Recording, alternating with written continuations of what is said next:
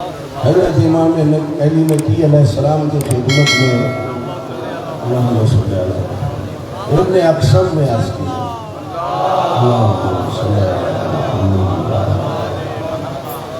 ابن اقسم نے عرض کیا، کہا مولا اتنا بتلائیے سلمان پیغمبر کی خدمت میں کہ جب آپ نے کہا کون ہے جو تخت بلقیس کو فوری یہاں پر حاضر کرے، مولا اتنا بتلائیے وہ کون تھا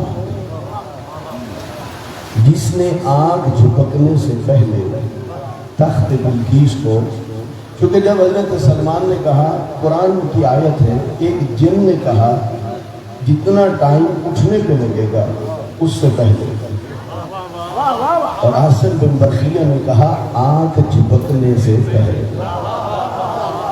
یہ دونوں باتیں کہاں پر ہیں؟ قرآن میں۔ ابن اقسم پوچھتا ہے مولا وہ کون تھا جس نے آنکھ جھپکنے سے پہلے تخت بلقیس حاضر کیا؟ یہ قرآن کی آیت ہے، اس لیے کہ بڑی جلدی ہماری طرف ہر بات کو شرک کی طرف بتا دیا جاتا ہے۔ یہ کہاں سے پڑھ رہا ہوں؟ قرآن سے پڑھ رہا ہوں۔ پوچھا قرآن کی آیت ہے، امام نے فرمایا وہ عاصم بن برقیہ تھا، وہ تھا نبی کا وصی۔ پھر اس نے سوال کیا کیا جناب سلمان کو معلوم نہ تھا کہ عاصم بن برقیہ بھی بیٹھا ہے اور وہ یہ طاقت بھی رکھتا ہے؟ پھر اس طرح کیوں کہا کہ کون ہے؟ امام نے کہا اگر یہ انداز اختیار نہ کیا ہوتا تو وصی نبی کی حقیقت اور ان کی اس منزلت کا لوگوں کو پتہ ہی نہ چلتا۔ وہ فرما رہے اب وہ جو عاصم بن برقیہ ہے ان کے بارے میں قرآن مجید میں یوں آیا ہے، الذی عندہ علم من الکتاب، سورہ نمل آیت نمبر 40، جس نے آنکھ جھپکنے سے پہلے تخت بلقیس کو پہنچایا۔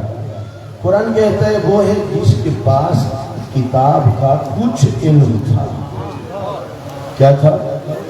کتاب کا، پوری کتاب کا نہیں، کتاب کا کچھ علم تھا۔ یوں عرض کرو، خود قبلہ علامہ محمد حسین نجفی صاحب اصول الشریعہ پڑھیے، دیگر اپنے مذہب کی کتابیں پڑھیے، اللہ نے انہیں اسم اعظم کی طاقت عطا کی، اس کے لیے لفظ معجزہ بھی استعمال ہوتا ہے۔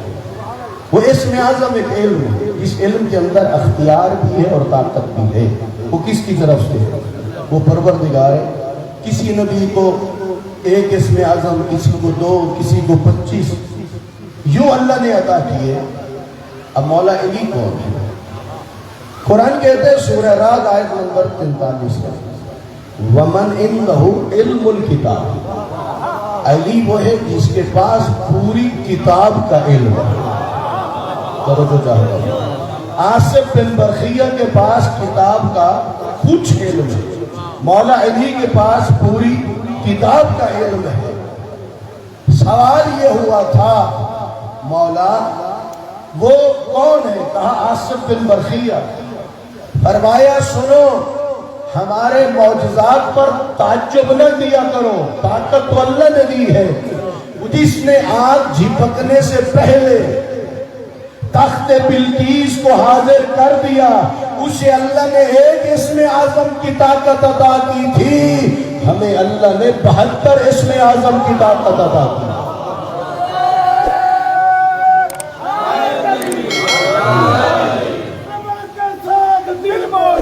علی مولا، علی مولا، کے دلوں میں ٹھنڈک آ رہی ہے نا، سبا کے ساتھ دل مولا، علی مولا، علی مولا، ہر ایک میزان پر تولا، علی مولا، علی مولا۔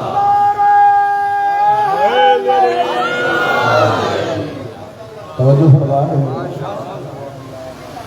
ان کے پاس ایک اسم اعظم تھا اور ہمیں اللہ نے کتنے عطا کیے ہیں؟ 72 اسم اعظم۔ ہندوستان کا رہنے والا ہے اور امام گفتگو کر رہے ہیں ہندی زبان میں، لہجہ بھی وہی۔ ابو ہاشم جعفری سنتا رہا، بات تمام ہوئی، بعد میں پوچھنے لگا مولا میں نے آج تک آپ کو ہندی زبان میں گفتگو کرتے ہوئے نہیں دیکھا. امام نے فرمایا سن، اللہ نے ہمیں منصب امامت عطا کیا، ہمارا کام ہے قوموں کی ہدایت کرنا. اتنا بدلا، اگر ہر قوم کی زبان سے واقف نہیں ہوں گے تو ان کی ہدایت کس طرح کریں گے؟ پھر قریب ایک بڑا تھا مٹکا جس میں سنگریزے تھے. فرمایا ابو ہاشم جان ایک سنگریزہ تو دیا. آپ نے اپنا لعاب اس سنگریزے پہ لگایا. کہا ابو ہاشم ذرا اسے چوس. جب اس نے منہ میں لیا فوراً کہتا مولا مجھے لگ رہا میں تو خود 73 زبانوں کا عالم بن چکا ہوں. حضرت امام علی نقی علیہ السلام، حضرت امام حسن عسکری علیہ السلام کا زمانہ بڑا سخت زمانہ تھا، اور متوکل کا دور اس قسم کے جو عباسی تھے انہوں نے ایک دن پروگرام بنایا کہ ہم اپنی حکومت اور اقتدار پر روک اٹھائیں.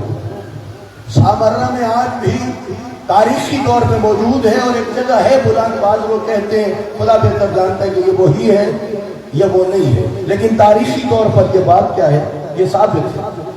90,000 ان کے سپاہیوں نے آرڈر تھا مٹی کے گٹو بھر بھر کے لاؤ اور اوپر ڈالتے جاؤ.